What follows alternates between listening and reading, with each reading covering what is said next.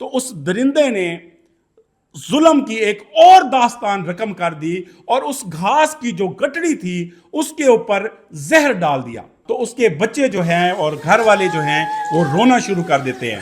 اور چارے کی جو ایک گٹڑی ہے وہ آ کے رکھ دیتا ہے جانوروں کے قریب. جی دوستو، ایک افسوسناک واقعہ آپ کے ساتھ میں شیئر کر رہا ہوں اور یہ علاقہ ہے جناب سانگڑ ضلع، اور سانگڑ ضلع کا وہی تھانہ ہے جس تھانے کی حدود میں اونٹنی کا ایک پاؤں کاٹا گیا تھا اور اس کے بعد اس تھانے میں مقدمہ درج ہوا تھا، اور وہ سارا واقعہ تو آپ کو پتہ ہی ہے. غلام قادر چانڈیو، اس نے 2 بھینسیں لی ہوئی تھی کسی ایک اپنے رشتہ دار سے اور 50-50 پہ لی ہوئی تھی. دیہات کے علاقوں میں یہ ہوتا ہے کہ آپ کسی سے اگر جانور لیتے ہیں، پیسہ اس کا ہوتا ہے تو آپ اس کو پالتے ہیں، تو پھر وہ جب اس بھینس کو، اس جانور کو سیل کیا جاتا ہے تو اس کو وہ 50-50 کرتے ہیں. جو غریب آدمی ہوتا ہے وہ خود پرچیز نہیں کر سکتا، تو بڑے جو پیسے والے لوگ ہوتے ہیں وہ اس کو جانور لے کے دے دیتے ہیں اور اس کے بعد اس کی کیئر جو ہے وہ غریب آدمی کرتا ہے. تو اسی طرح غلام قادر چانڈیوں نے بھی 2 بھینسیں لی ہوئی تھی اور 50-50 پہ لی ہوئی تھی، اور کچھ دن پہلے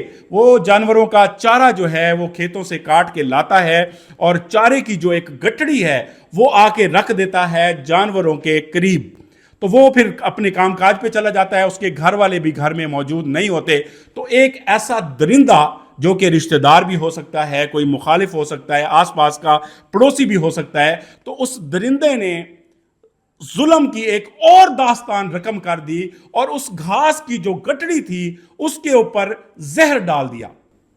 اب جب وہ واپس گھر آتے ہیں تو ان کو تو نہیں پتا تھا، وہ گھاس کی گٹڑی جیسے رکھ گئے تھے، انہوں نے اس گھاس کی گٹڑی کو کھولا اور اپنی بھینسوں کو ڈال دی. 2 بھینسیں ان کی تھی اور دونوں بھینسوں کو جیسے ہی وہ گھاس ڈالتے ہیں تو اس کے بعد بھینسیں جو ہیں وہ تڑپنا شروع کر دیتی ہیں، اور جیسے ہی بھینسیں تڑپنا شروع کرتی ہیں تو ان کو شک ہوتا ہے کہ اس گھاس کے اندر کوئی ایسی چیز تھی جس کی وجہ سے ان بھینسوں کو نقصان ہوا ہے. تو اس کے بعد وہ جب گھاس والی جگہ کو دیکھتے ہیں تو ان کو نظر آتا ہے کہ کسی نے اس کے اوپر، گھاس کے اوپر جو ہے وہ زہر ڈالی ہے، اور اس کے کچھ نشانات جو ہیں وہ زمین پر بھی موجود ہوتے ہیں. تو اتنے میں ان کی ایک بھینس جو ہے وہ مر جاتی ہے اور دوسری بھینس جو ہے وہ تڑپنے لگ جاتی ہے، اور اس کے سارے گھر والے، ظاہری بات ہے ان کا گزر بسر انہی بھینسوں کے ساتھ تھا، اور جس سے انہوں نے بھینسیں لی ہوئی تھی 50 پہ تو ان کو بھی انہوں نے حساب دینا تھا. تو اس کے بچے جو ہیں اور گھر والے جو ہیں وہ رونا شروع کر دیتے ہیں، اور اسی رونے کے دوران جو ہے وہ ساری حقیقت بتاتا ہے غلام قادر چانڈیو. اور غلام قادر چانڈیو جو ہیں انہوں نے کسی کے اوپر الزام نہیں لگایا، لیکن یہ اپیل کی ہے مختلف اداروں سے، متعلقہ پولیس افسران سے کہ برائے مہربانی میں ایک غریب آدمی ہوں، میرا گزر بسر انہی بھینسوں کے ساتھ ہوتا تھا. جس ظالم نے ایک تو بے زبان جانوروں کے ساتھ ظلم کیا ہے اور اس کے ساتھ ساتھ میری غربت کو بھی مزید بڑھا دیا ہے، میرا بچوں کا جو روزگار تھا اس کو بھی ختم کر دیا ہے، تو وہ اس وقت التجا کر رہے ہیں کہ ان کے ساتھ بھی انصاف کیا جائے اور ان کا ازالہ کروایا جائے، اور ان کے جو مجرم ہیں جنہوں نے یہ گھنونا جرم کیا ہے، جنہوں نے یہ کہہ سکتے ہیں کہ بہت بڑی بےغیرتی کا پارٹ سر انجام دیا ہے، ان کو کیفر کردار تک پہنچانا چاہیے اور اس غریب کو جو ہے لازمی انصاف ملنا چاہیے. تو اس افسوسناک واقعہ کو سننے کے بعد آپ کو کیسا لگا؟ اور آپ سوچ رہے ہوں گے کہ آئے روز جو ہے وہ جانوروں کے اوپر ظلم کے جو واقعات ہیں وہ بڑھتے جا رہے ہیں،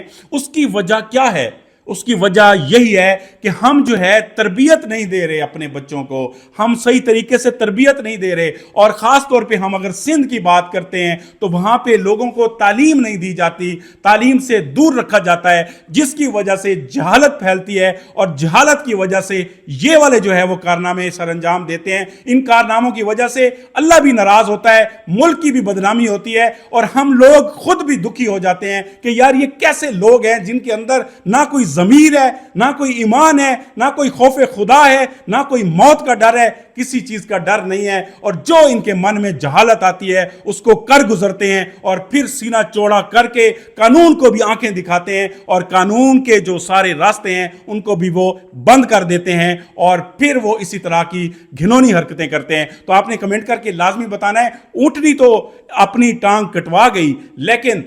کم از کم اتنا ضرور بتا گئی کہ اب اس طرح کا کوئی بھی واقعہ ہوتا ہے تو وہ سوشل میڈیا پہ جلدی وائرل ہوتا ہے، سامنے آ جاتا ہے، اور اس کے ذریعے انصاف ملنے کا چانس کم ہے، لیکن بالکل رد نہیں کیا جا سکتا۔ بہت شکریہ۔